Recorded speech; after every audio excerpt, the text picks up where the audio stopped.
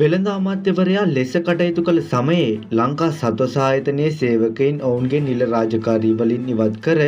දේශපාලන කටයුතුවල යෙදවීම හේතුවෙන් රජයට මූල්‍ය හානියක් සිදු කළ බවට චෝදනා එල්ල වී ඇති හිටපු අමාත්‍ය ජොන්ස්ටන් ප්‍රනාන්දු ඇතුළු විත්තිකරුවන් තිදෙනෙකුට එරෙහිව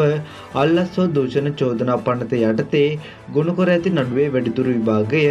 ඔක්තෝබර් 1 වෙනිදා දක්වා කල් තබන ලෙස කොළඹ මහාධිකරණය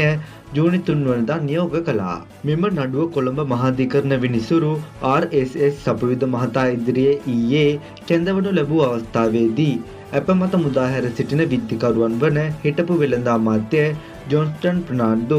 ලංකා සත්ව සායතනයේ හිටපු සභාපති එරාජ් ප්‍රනාන්දු සහ හිටපු අමාත්‍යවරයාගේ සම්බන්ධීකරණ ලේකම්වරයෙකු ලෙස කටයුතු කළ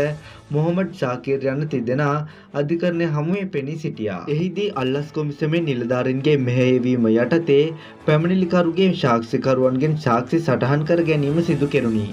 සාක්ෂි විභාගයෙන් අනතුරුව වැඩිදුර විභාගය 2025 ඔක්තෝබර් 1 වෙනිදා දක්වා කල් තබන ලෙස විනිසුරුවරයා නියෝග කළා. 2010 සිට 2014 දක්වා වෙළඳ අමාත්‍යවරයා ලෙස කටයුතු කරමින් සිටි සමයේ ජොන්ස්ටන් ප්‍රනාන්දු මහතා ලංකා සත්ව සායතනයේ සේවකයින් පිරිසකගේ රාජකාරී ඉවත් කර ඔවුන් තම පෞද්ගලික දේශපාලන කටයුතුවල යෙදවූ බවට චෝදනා එල්ල වී ඇත.